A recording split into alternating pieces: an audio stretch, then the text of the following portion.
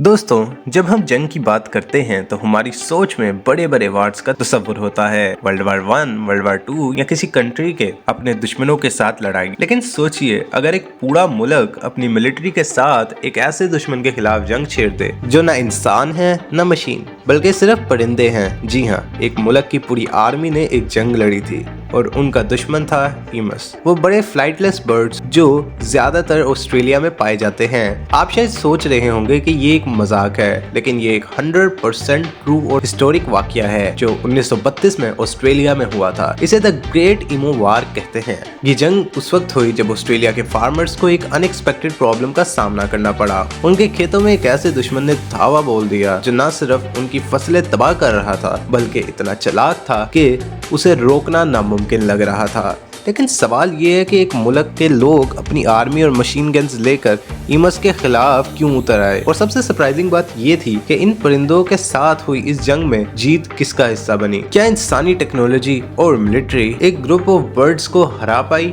या फिर ये जंग एक अनएक्सपेक्टेड ट्विस्ट लेकर दुनिया के लिए एक मजाक बन गई। इस कहानी के पीछे एक पॉलिटिकल और इकोनॉमिक बैकग्राउंड भी था। ग्रेट डिप्रेशन का जमाना था, फार्मर्स ऑलरेडी स्ट्रगल कर रहे थे और जब उनकी फसलें खत्म होने लगी तो डिस्प्रेशन ने उन्हें मिलिट्री के पास भेजने पर मजबूर कर दिया। ये एक ऐसी कहानी है जो इतनी अब्सर्ड लगती है कि एक मिथ लगती है, लेकिन ये वाकया पूरा डॉक्यूमेंटेड है। आज हम इस अजीब और इंटरेस्टिंग वाकये की हर डिटेल को डिस्कस करेंगे। हम देखेंगे कि ये प्रॉब्लम शुरू कैसे हुई, आर्मी का क्या रोल था और आखिर में ऑस्ट्रेलिया के फार्मर्स और मिलिट्री ने इसे कैसे हैंडल किया। और साथ ही ये जानने की कोशिश करेंगे कि वार हमें इंसानी प्लानिंग, नेचर की अनप्रेडिक्टेबिलिटी और इंसानी एरोगेंस के बारे में क्या सिखाती है। बने रहिए, क्योंकि आज का ये टॉपिक सिर्फ अजीब हिस्टोरिकल फैक्ट नहीं बल्कि एक थॉट प्रोवोकिंग डिस्कशन का जरिया भी है। द ग्रेट ईमो वार का अंजाम क्या था, चलिए शुरू करते हैं। लेकिन उससे पहले अगर अभी तक आप लोगों ने हमारे चैनल को सब्सक्राइब नहीं किया तो सब्सक्राइब कर लीजिए और बेल आइकन की नोटिफिकेशन पे दबाना मत भूलिएगा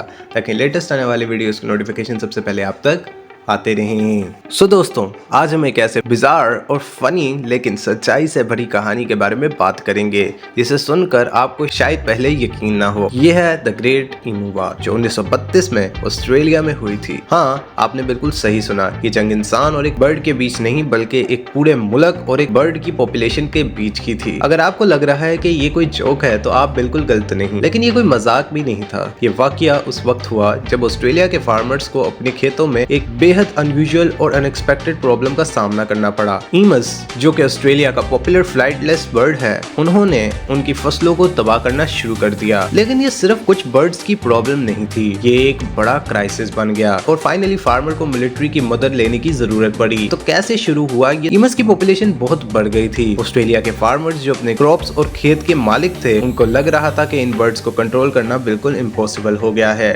ईमस अपनी लंबी टांगों और तेज दौड़ की वजह से ज्यादा फसलों को तबाह कर रहे थे। अगर आपने जरा सोचा हो तो इमेजिन कीजिए कि आप एक फार्मर हैं और आपकी पूरी मेहनत से उगाई हुई वीट फील्ड्स अब बर्ड्स के चक्कर में बर्बाद हो जाएं। ये वो सिचुएशन थी जिससे सब लोग परेशान हो गए थे। फार्मर्स को ये लग रहा था कि अगर कुछ नहीं किया गया तो उनकी पूरी जिंदगी की मेहनत जाएगी। इसीलिए उन्होंने 1932 में गवर्नमेंट से मदद मांगी। ऑस्ट्रेलियन गवर्नमेंट, जो खुद भी ग्रेट डिप्रेशन के दौरान था, इन इश्यूज को सीरियस तरीके से हैंडल करना चाहती थी।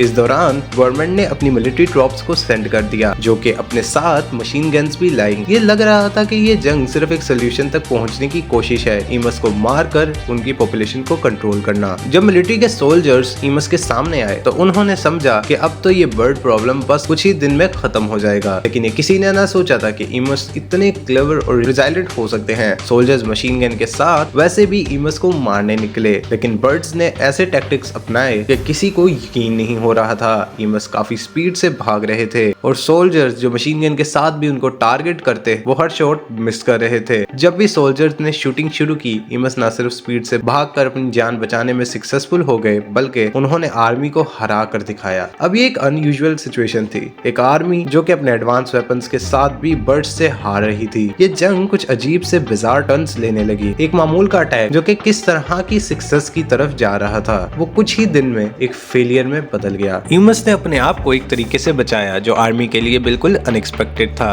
जैसे जैसे वक्त गुजरता गया ये सिचुएशन और भी चैलेंजिंग हो गई, जहाँ पे एक तरफ मिलिट्री ने अपनी मशीन गन्स का इस्तेमाल करते हुए सोचा था कि ये जंग जीत लेंगे, वहीं दूसरी तरफ इमस ने अपने इंस्टिंक्ट्स और स्पीड को यूज करते हुए हार्ड अटेम्प्ट को फेल कर दिया। एक वार जो एक्सपेक्टेड थी सिर्फ एक छोटी सी बर्ड पॉपुलेशन को कंट्रोल करने के लिए, वो एक ऑनगोइंग बैटल बन गई थी। जब गवर्नमेंट को ये रियलाइज हुआ कि इमस को मारना इतना आसान नहीं है, तो उन्होंने स्ट्रेटेजी को चेंज किया, लेकिन फिर भी आर्मी ने अपने एफर्ट्स को जारी रखा। दोस्तों, ये पूरी जंग एक फेलियर की तरफ बढ़ती गई। Finally after months of failed attempts, government ने ये वार ऑफिशियली डिक्लेयर कर दिया। द ग्रेट इमू वार को जीतने वाली तरफ इमूस थी। जब सब कुछ खत्म हुआ तो गवर्नमेंट को रियलाइज हुआ कि ये जंग अपने आप में एक लेसन था। इमूस की पॉपुलेशन ने ना सिर्फ उनकी मिलिट्री स्ट्रेटेजी को चैलेंज किया, बल्कि ये सबक दिया कि नेचर को समझना और उसके साथ डील करना कितना जरूरी है। ये वॉर एक रिमाइंडर थी कि नेचर की अनप्रेडिक्टेबल फोर्सेस कभी अंडर एस्टिमेट नहीं करना चाहिए। आज भी जब हम इस वार की बात करते हैं तो ये एक हिस्ट्री का सबसे अजीब और अनएक्सपेक्टेड वाकया बन चुका है, और आज तक द ग्रेट इमू वार एक ह्यूमरस लेकिन थॉट प्रोवोकिंग एग्जाम्पल बन गया है, जो हमें बताता है कि कभी कभी सबसे छोटी चीज भी एक बड़ी प्रॉब्लम बन सकती है। आज भी इमस को ऑस्ट्रेलिया की वाइल्ड लाइफ में एक इम्पोर्टेंट रोल दिया जाता है, लेकिन उनके साथ हमारी ये जंग एक ऐसे वक्त की याद है जब इंसान ने अपने इंटेलिजेंस को नेचर के साथ समझने की कोशिश की और फिर हार गया। सो दोस्तों,